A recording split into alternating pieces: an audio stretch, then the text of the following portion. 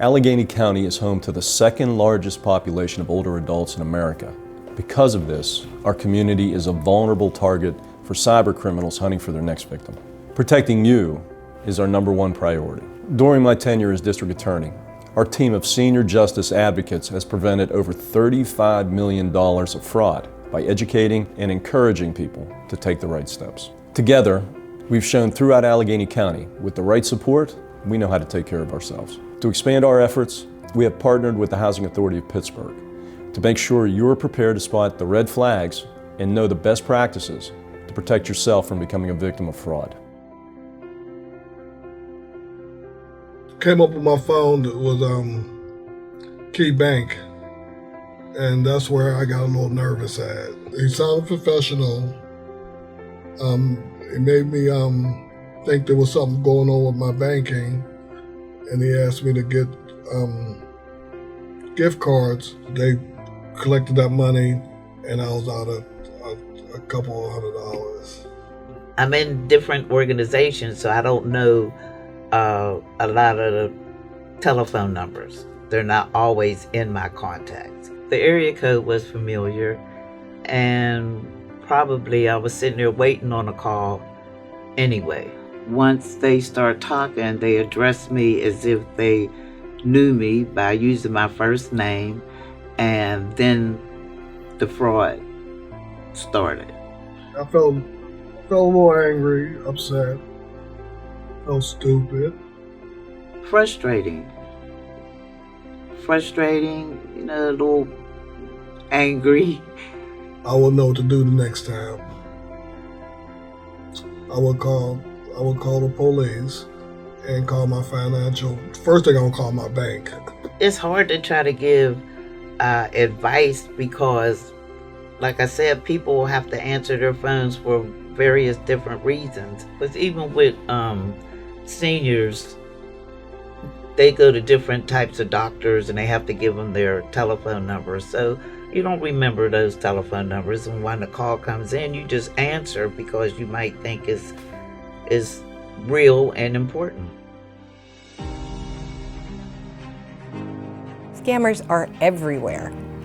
They'll try to contact you through email, through our phones, through text messages, social media. Some of the most common scams we deal with in our community are the grandparent scams, the online romance scams, and the government agency scams. Do not answer your phone. You should have all important numbers programmed into your phone. If you don't know the caller, let it go to voicemail. For emails or text messages, do not click on any links. Scammers can pretend to be bill collectors, relatives in danger, or even government agencies, just to mention a few. They can also make their phone numbers look more familiar to you. Do not trust your caller ID. If you're being contacted for a big prize that you've won that you haven't signed up for, it is a scam. If it sounds too good to be true, it is. The thief wants you to send them money or provide them with information that they can use to scam you. They will ask you for gift cards, bank numbers, and social security numbers. Never give out any personal information. If anyone asks you for personal information, like your social security number or your Medicare number, red flag, hang up. It's a scam. Report suspicious behavior.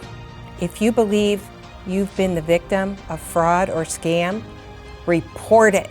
The #1 reason people don't report these crimes, they're embarrassed. Remember that the crime has been committed against you. You should not feel embarrassed or ashamed. It's not your fault. Reporting these crimes can help prevent others from becoming a victim.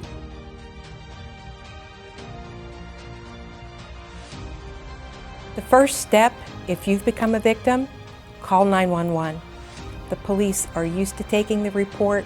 You need to report it. Just having the facts written down in case we would have to have some type of a hearing or something, the case won't come up for several months. And at least you would have that document to have the information recorded exactly the way it happened, the day it had happened. Step 2, If the scam has anything to do with losing money, you need to call all of your financial institutions, your bank, your credit card companies, Social Security, and let them know.